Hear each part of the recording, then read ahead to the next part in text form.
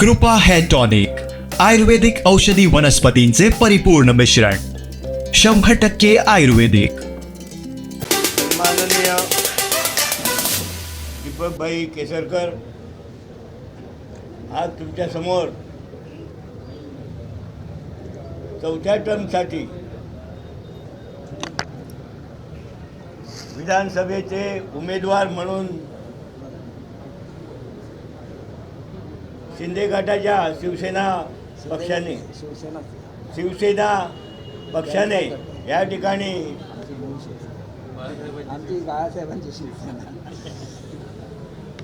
त्यांना पुन्हा एकदा तिकीट देऊन आपल्यासमोर उभं केलेलं आहे। मला खूप बाळासाहेब गावडे यांचं मी अभिनंदन करेन की सच्च्या माणसाच्या पाठीमागे तुम्ही उभं राहण्याचा प्रयत्न करताय, त्यांना साथ देण्याचा प्रयत्न करता आणि ही साथ सन्माननीय दीपकभाई केसरकरांच्या निश्चितच फायद्याची आहे याची मला पूर्णपणे खात्री आहे। थोडंसं सांगतो दीपकभाईंबद्दल।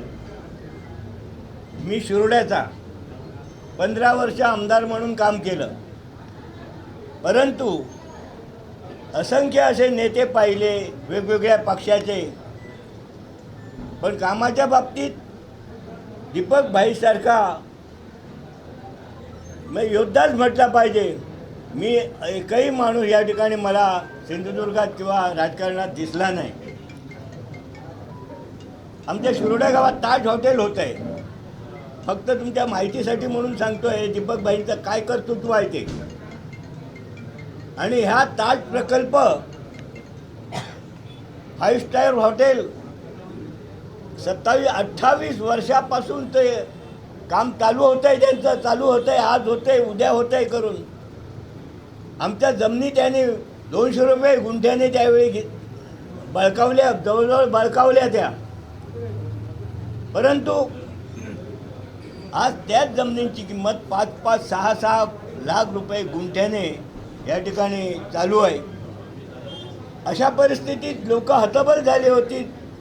हॉटेल काय होत नव्हतं, कोणी मार्ग दाखवत नव्हतं, मार्ग सापडत नव्हता। गेल्या गणपतीच्या पूर्वी दीपकभाईंना मी बोललो, तुम्ही याच्यात काहीतरी तडजोड करून हॉटेलच्या बाबतीत जर उभारणी करण्याचा प्रयत्न करत असाल आणि ज्या जमीन मालकांना 200 रुपये मिळाले त्यांना वाढीव रक्कम काय मिळवून देत असाल तर प्रयत्न करा। 15व्या दिवशी मी सांगितल्यानंतर 15व्या दिवशी दीपकभाईंचा मला फोन आला की ताजवाल्यांशी माझी बैठक झालेली आहे, ताजच्या मॅनेजमेंटबरोबर, आणि तुमची कमिटी घेऊन तुम्ही मुंबईत या। आमची शेतकरी संघटनेची कमिटी होती ती मुंबईत गेली, त्यांनी बोलणी केली आणि 60 कोटीचा निधी, अतिरिक्त निधी या ठिकाणी दीपकभाईंनी मिळवून दिला। 60 कोटी ही रक्कम मामूली नाही हो, गोरगरीब लोकांसाठी प्रचंड रक्कम आहे। आत्ता जरी ह्या आचारसंहितेमुळे काही प्रॉब्लेम अडचणी जरी आल्या असल्या तरी ह्या निवडणुकीच्या नंतर दीपकभाई 100% त्या ठिकाणी लोकांसाठी त्याचं पैशाचं वितरण करून घेतील याची मला पूर्णपणे खात्री आहे। आणि मला पूर्णपणे खात्री आहे की मी ज्या वेळी दीपकभाईंना कामाच्या संदर्भात लोकांच्या गरजा काय असतात हो, लोकांना रस्ते चांगले पाहिजे, पाणी चांगलं पाहिजे, शिक्षण चांगलं पाहिजे, आणि ह्या सगळ्या बाबतीत दीपकभाईने आतापर्यंतच्या आपल्या कालावधीत सगळ्या तऱ्हेचं चांगल्या तऱ्हेचं काम केलेलं आहे। याचा ठसा त्यांनी आपला उमटून दाखवलेला आहे। मी खरोखर बाळा गावडे माझे जुने सहकारी, मी पण पहिला बाळा गावडे पण आम्ही नारायण राणेबरोबर होतो, आणि बाळा गावडेंनी काल मला सांगितलं,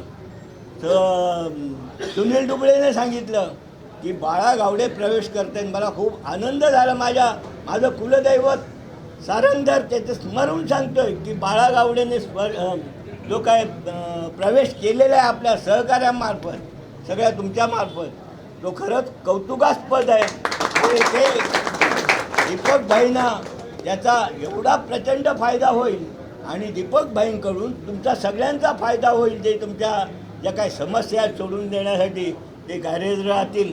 मी पुन्हा एकदा बाळा गावडेंचं अभिनंदन करतो, त्याचबरोबर सुनील दुंबळेचं अभिनंदन करतो. आणि ते मला नेहमी मोठा भाऊ म्हणतात. मोठ्या भावाच्या माध्यमातून मी त्यांना आशीर्वाद देतो की पूर्णपणे यशस्वी व्हाल. आमचे दिवसभरातले सर्व अपडेट्स, ताज्या घडामोडी आणि थेट लाईव्ह पाहण्यासाठी सबस्क्राईब करा, लाईक करा कोकणचं नंबर 1 महा चॅनल कोकण 7 लाईव्हचं YouTube चॅनल.